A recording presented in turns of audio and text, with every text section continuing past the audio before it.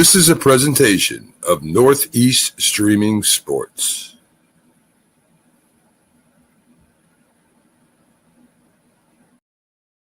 Introducing National Streaming Sports, live and on-demand sports talk programming that you can access 24/7. For the premier sports talk experience, tap into our Roku channel. Start your mornings with Mac and Jack covering all the weekend sports action.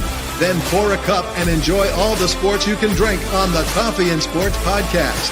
At midday, talk sports from east to west on the Coast to Coast podcast. Followed at night by some hot girl talk with Prim and Proper Sports featuring Sonia Pearson. Talk boxing on the Gloved Fist. Yankee fans tune in for Start Spreading the News. And there's more on the College Sports Huddle and Sports Scope with Robert Butler. There are 20 podcasts in all and 70 weekly shows giving us a 3.4-star viewer rating. To find us on Roku TV, search for National Streaming Sports on the Roku search bar. Click on the logo and you're in. National Streaming Sports, live and on-demand sports talk for America. It just might be the greatest sports franchise in the history of sports. A place where legends are made, and there's always something to talk about. Get ready to immerse yourself in pinstripes. Start Spreading the News, hosted by Paul Semendinger and E.J. Fagan, a couple of doctors with a prescription for Yankee fever. And now, here's Dr. Paul Semendinger and Dr. E.J. Fagan. Get ready to start spreading the news. And hello, everyone. It is Monday, March 31st, 2025, and it's just me this evening, and I'm coming to you recorded rather than live. Next Monday, EJ and I should be back together live once again. I've got a number of meetings, a lot of busy things going on, and a big conflict right now. I'm at a meeting. Well, I'm not at a meeting right now, but you get the idea. While you're watching this, I'm at a meeting, and so I needed to record this ahead of time. And so it's just me flying solo this week for the Start Spreading the News Yankees podcast. Just a quick reminder that the Start Spreading the News Yankee podcast is brought to you by Artemisia Publishing. Artemisia is a traditional publisher, which means they do it all the right ways. The authors don't have to pay to be published. They don't have to pay a certain amount of books. They don't have to buy a certain amount of books in order to be published. It's a strict quality control format.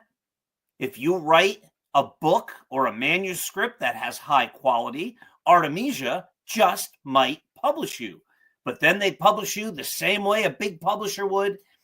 And if your book sells, and it should, then you might get some royalties. But it's a great, great, great publisher who puts out together with many authors a tremendous volume of fantastic books across a vast array of genres. So check out apbooks.net for your reading pleasure.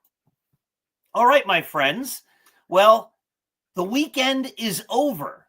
And on the weekend, my goodness, the Yankees had 3 games. And they won, and they won. All right. Now, the Yankees will not go 162-0, of course. But my goodness, it is certainly fun when the Yankees win their first 3 games and look great in the process. So let's just walk through. We'll talk about a lot of Yankee issues here and get to where we are on this off night, Monday night, before the Yankees begin playing again tomorrow. Game 1. Carlos Rodon. Now, Carlos Rodon has been a concern for me because Carlos Rodon last year was basically a league average pitcher. And the year before, he was injured for much of the year. And when he did pitch, he was terrible. And he went out and he pitched a dandy of a ball game on Monday night. He looked great. I was so happy to see him go out for the 6th inning. Now, he didn't make it through the inning, but I loved seeing Carlos Rodon trying to tack on innings. Remember, the Yankee rotation right now is at best questionable. You've got Max Fried, Carlos Rodon, Marcus Stroman, Will Warren, and Carlos Carrasco. That's it. That's your rotation right now.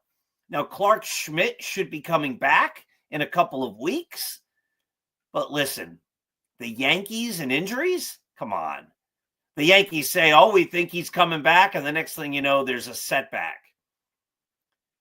The Yankees do not, I don't care how much of a partisan Yankee fan you are, the Yankees do not have a great record with injuries, getting players back from injuries, having players come back from injuries and be effective, and having players meet the timelines that they say they're going to meet. So, yeah, if Clark Schmidt comes back soon, that's great. But let's be honest. It's as likely that he comes back that he doesn't come back. That's just the way it is with Yankee injuries. Maybe it's that way with every team. I don't follow every team. I follow the Yankees. So I think it's important for Rodon within that starting rotation to give them innings. Max Fried and Carlos Rodon are going to have to be the guys because you're just not going to get innings from Stroman, Warren, and Carrasco. And if he comes back, you're probably not going to get a whole lot of innings from Clark Schmidt. And if he comes back, you're probably not going to get a lot of innings out of Luis Gil. So you have to have somebody eat up innings, or you're going to be in that bullpen for multiple innings every game. And that is unsustainable. And it is a recipe for disaster. But how about on the other side of the ball? The offense. Oh my. Has the offense looked phenomenal? Is phenomenal even the word? They're hitting home runs at a frightening pace. Aaron Judge is absolutely on fire. Jazz Chisholm, man, he is crushing the ball. Austin Wells has a couple of homers. Volpe has a couple of homers. I mean, they're just doing great.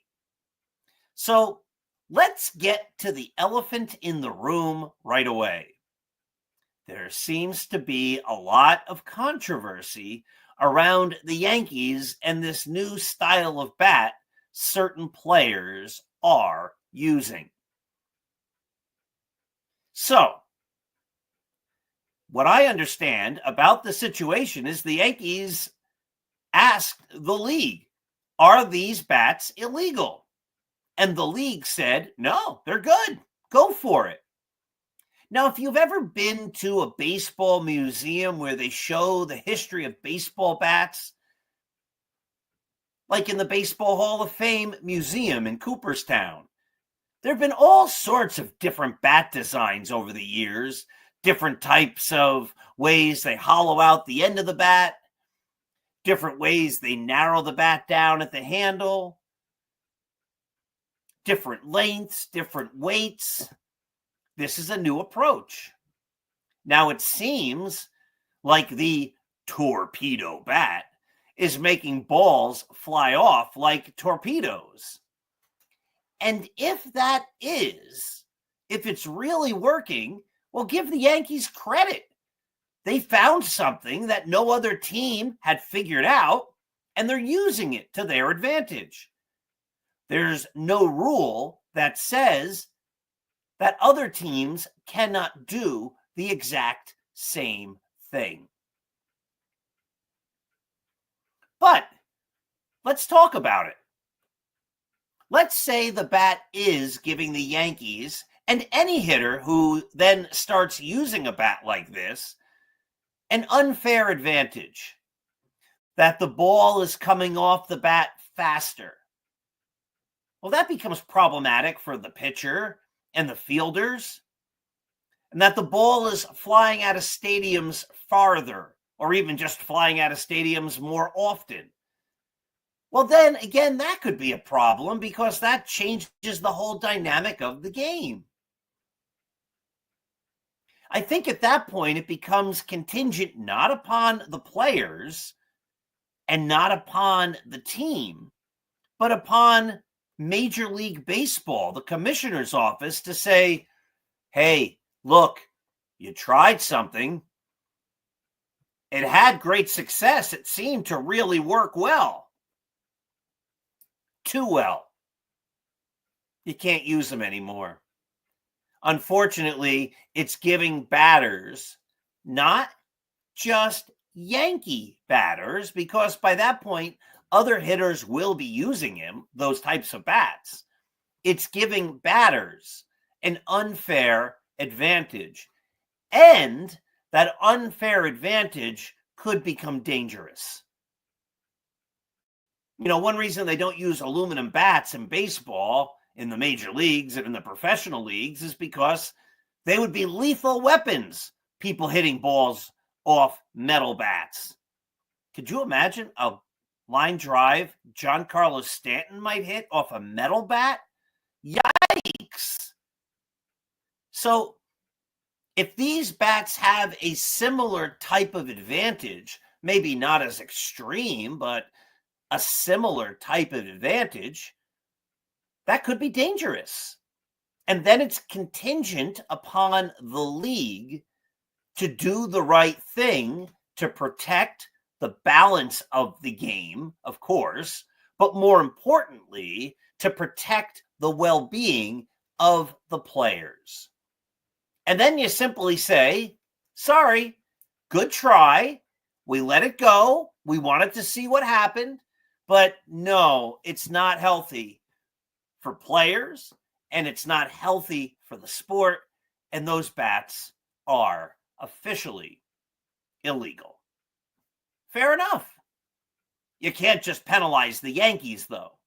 Any other team could grab those bats, talk to a bat manufacturer, look at these specs, look at how the Yankees are doing it, and make bats of their own that way. This isn't a Yankee thing where the Yankees are doing something wrong. It's that the Yankees might have figured something out that no other team was able to figure out. And if that's the case, again, good for the Yankees. That's not cheating. That's not cheating any more than the way that Billy Beane figured out inefficiencies when he drafted the idea of Moneyball. Or that Branch Rickey figured out inefficiencies with minor league systems and pitching machines and certain drills they used, or whatever. That's part of what's supposed to happen in the sport, is you're supposed to be able to find out advantages within the rules to help your team win. And the Yankees may have figured that out. And if they did, good for them.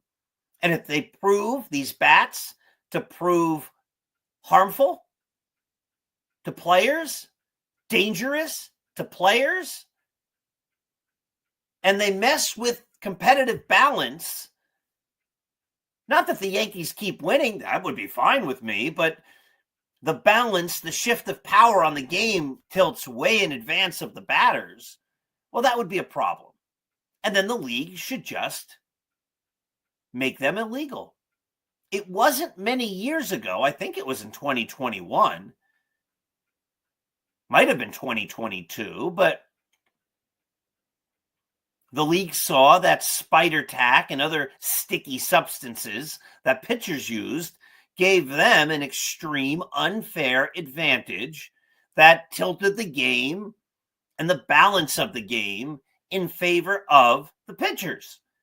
And they said, you just can't do that. It's just the spin rates, the way the ball is coming out of the pitcher's hand, the things they can do with curveballs and sliders and whatever else, it's changed the game too dramatically. Spider tack is out. And they did that during a season. And if they can do that for spider tack, they can certainly do that for a baseball bat. Now, I have heard some people say, well, that bat is really helping Aaron Judge. Now, I don't know if he's using it. It doesn't look like he's using it or any bat like that. They said during the Yankee game, though, listen, take what the announcers are saying with a grain of salt, always. But they said during the Yankee game that Aaron Judge was offered to use a bat like that. And he said, no, I don't think I want to change what I'm doing. And I wouldn't either if I were Aaron Judge. But for someone or peoples to claim that Aaron Judge's success is because of a torpedo bat? Come on. That's just ridiculous. The guy has already won 2 MVPs. He probably should have won it the year Jose Altuve did win it. And he probably would have won it the year that he ran into the wall in Dodger Stadium and hurt his foot. I mean, Aaron Judge is now proving to be one of the great hitters of all time. And we will have plenty of time. And EJ on this show and on his own show, the Bronx Beat podcast, and in articles on Start Spreading the News, has argued, and his own Substack, has argued that Aaron Judge is having some of, if not the singular, greatest seasons of all time. Now that's amazing. And he's just continuing. And the hope, of course, is that he puts it together in the postseason and helps the Yankees win a world championship or 2 or 10 before he hangs them up. But to claim that Aaron Judge's success is coming because of a baseball bat? No. It's highly likely that if he didn't break his toe or severely injure his toe on the wall at Dodger Stadium, and if the voting were just a little fairer, and they didn't give the award to Jose Altuve, who did not deserve it over Aaron Judge, that we're talking about a guy who will have already won, as we're speaking, 4 MVP awards. Think about that. You're talking about one of the premier players in the game, and not just in the game today. You're talking about one of the premier players in the game's illustrious history. So the bats aren't helping Aaron Judge. Aaron Judge could be launching balls out of stadiums without that bat. And again, according to the Yankee broadcast, he's not even using that kind of bat. Now, if that kind of bat has any superpowers in it, well, it would help a guy like me. I'm not any good.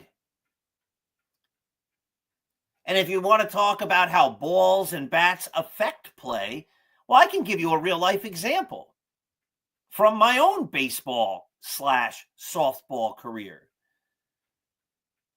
The bat helps a player like me because I'm not great. But the bat doesn't help the superstar player because the superstar player is already great. So right now, bats don't help me at all. And right now, I wish players, instead of using wood bats in the baseball leagues where I pitch, or the league, I'm only in one league this year, I'm cutting back a little. I wish those guys would use plastic wiffle ball bats or paper straws or something. I'm a pitcher. I don't want them hitting anything. So I would not play in a league where they use aluminum because I'd be taking my life in my hands. But when I did play softball, a facsimile of baseball, I played on a number of really, really, really good softball teams. And we're talking probably about 10 or 15 years ago now. But in the league I was playing in, it was modified arc. There was no fastballs. It wasn't unlimited arc. It was really the pitchers would lob the ball in. I did not pitch in that league. I played second base and shortstop. And I batted third. And we used high flight balls and metal bats. And one year, I led my team, and I believe we won the championship, in home runs. Because with a high flight ball and a metal bat and fast legs, I could get around the bases quick. I hit a bunch of home runs because I could hit the ball a mile. And then I'd get around the bases real fast. So I hit a bunch of home runs. The league, along with the director and the head of recreation, all the coaches at the end of the season said, you know what? The high flight ball, not a good idea. The metal bats, not a good idea. And so we went to a regular softball and wood. And guess what? Mr. Power Hitter, never. I don't think I've ever hit a home run after that. So yes, the equipment can help. It absolutely does.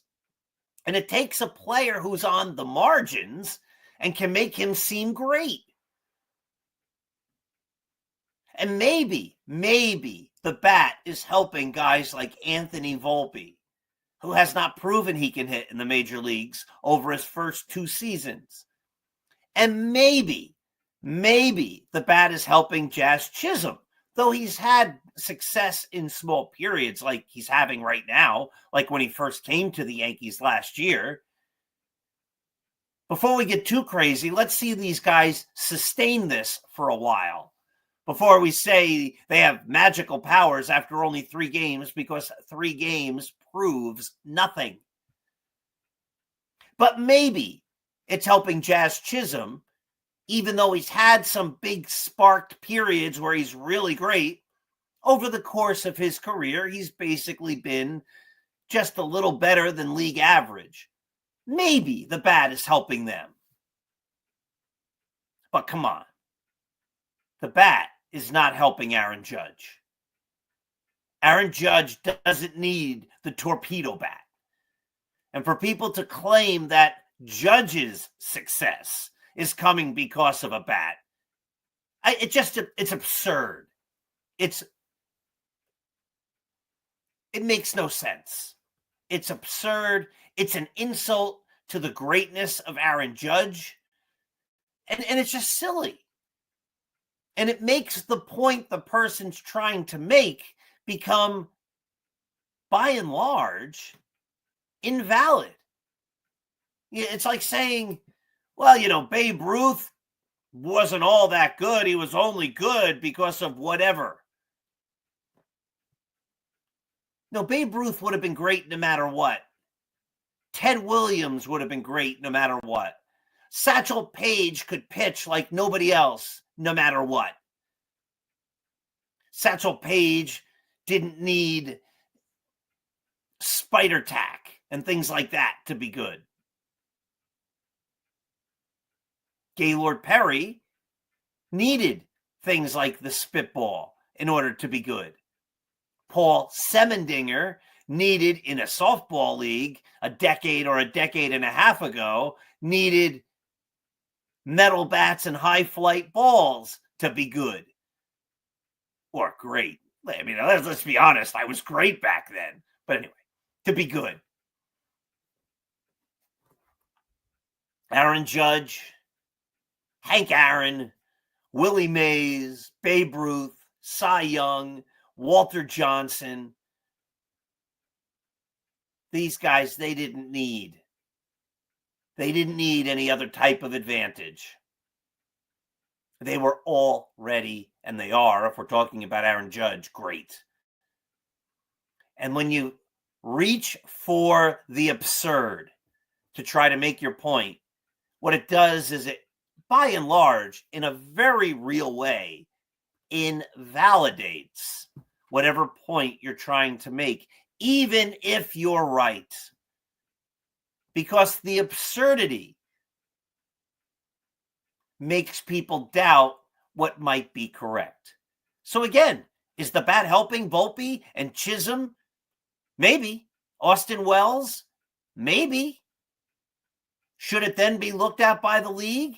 Of course it should. They should be reviewing stuff like this all the time. Is it too early to outlaw the bat? Yes. Might that happen during the year? And if it's proven that the bat is tilting the competitive balance in favor of hitters to a way unfair degree, yes.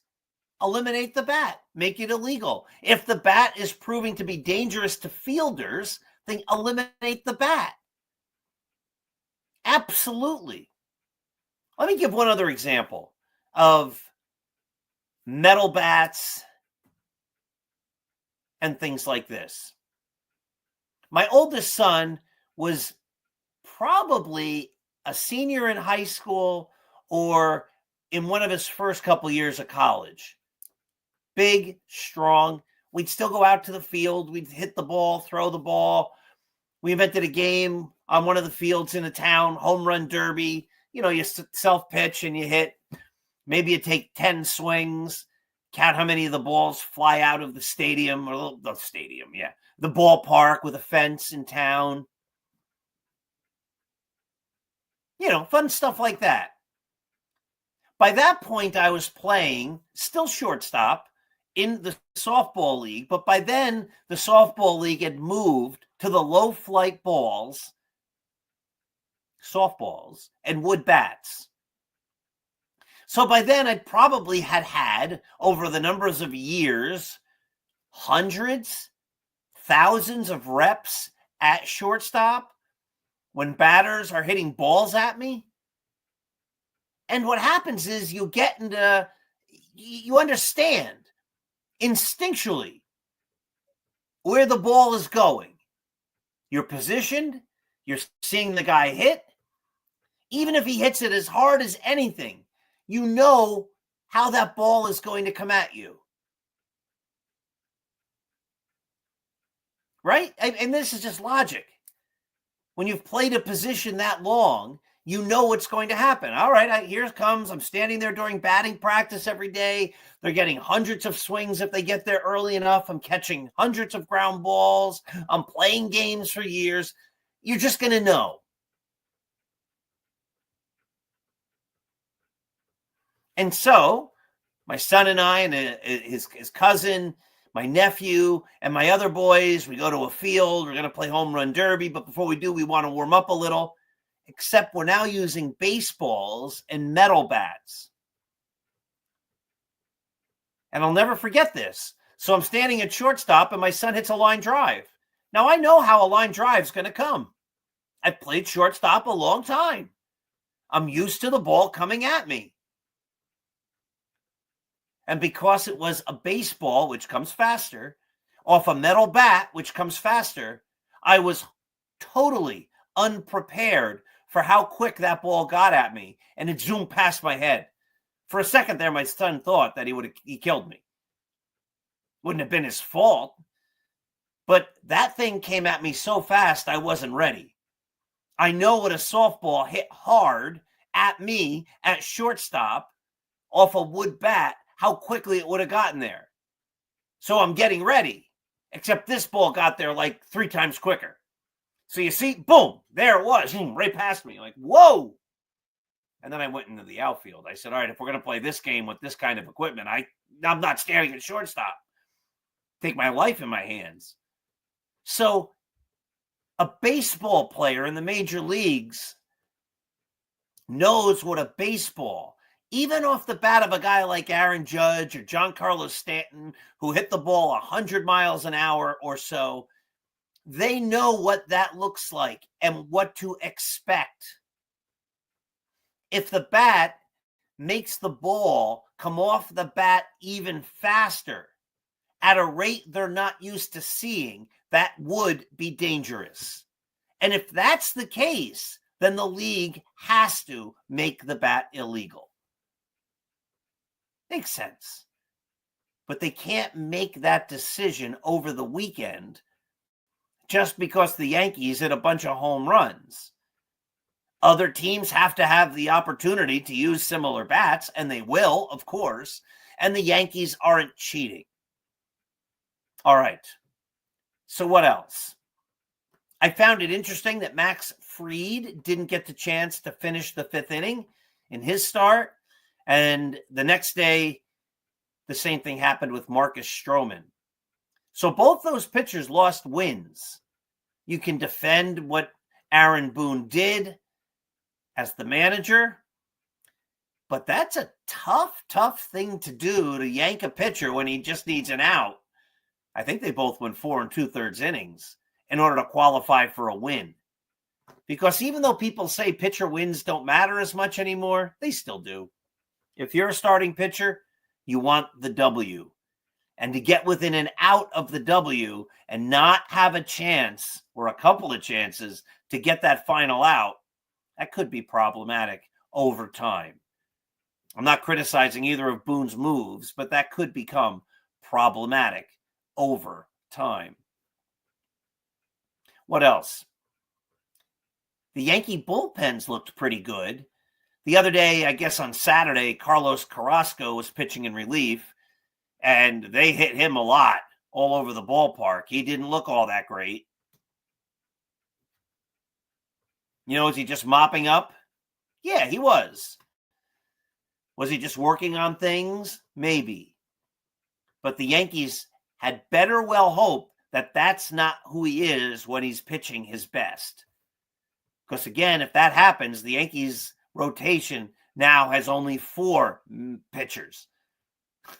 So there's nobody after Carrasco as if Clark Schmidt doesn't get healthy.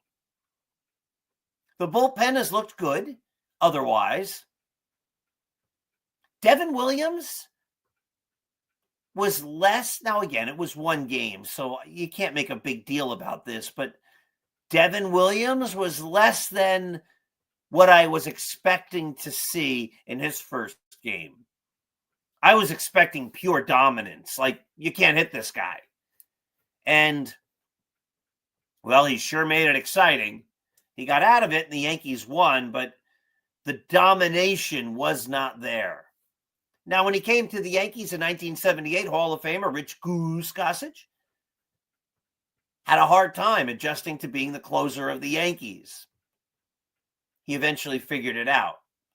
So one game doesn't mean anything. Mariano Rivera blew saves. Every pitcher blows saves. Every pitcher doesn't have his best stuff on any given day.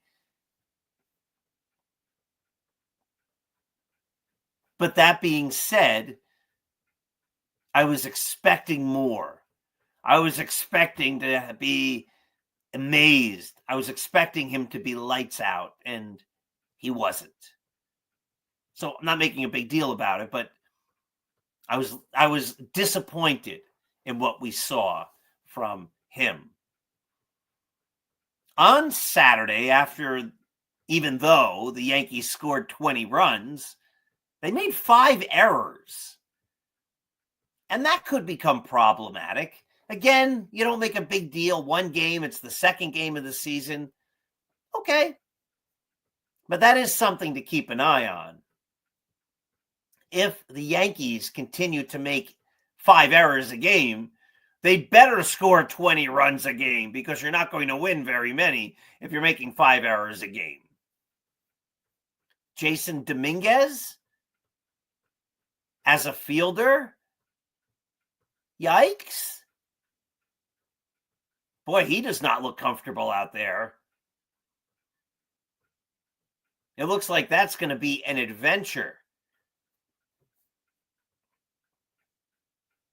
They were saying in spring training in the beginning he was having trouble catching balls. And then everybody said, oh, he's gotten so much better. No, I've shared that I don't watch spring training games. I don't buy into it. They're boring to me. They're just practice. They don't mean anything. we talked about this the other day. Fans want it both ways when it comes to spring training stats. Oh, he's doing great. He's earned a spot on the team. Look how great he did. Oh, the other guy, he's not doing well in spring training, but it doesn't matter. Spring training doesn't really matter for him. When they want a player to be good and he has good spring training stats, they say that he's proving himself. But if they are rooting for a player and he doesn't have good spring stats, they just say, oh, spring doesn't matter. He's working on things. So he's working on things. So it doesn't matter. So I don't watch those games. I never watch spring training games. But if they're saying, oh, Jason Dominguez, he turned it around, he's figured it out, how to field left field. I don't know. I didn't watch him. But it sure doesn't look like he's figured it out. That's a potential problem.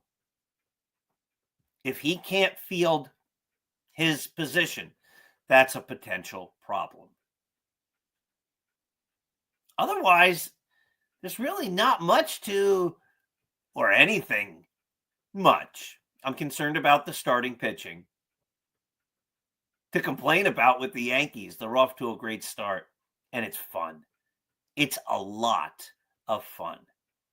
So, does this mean the Yankees are great and they're going to go to the World Series and win it all? No, it doesn't mean that. Doesn't mean anything like that. Means they're off to a great start.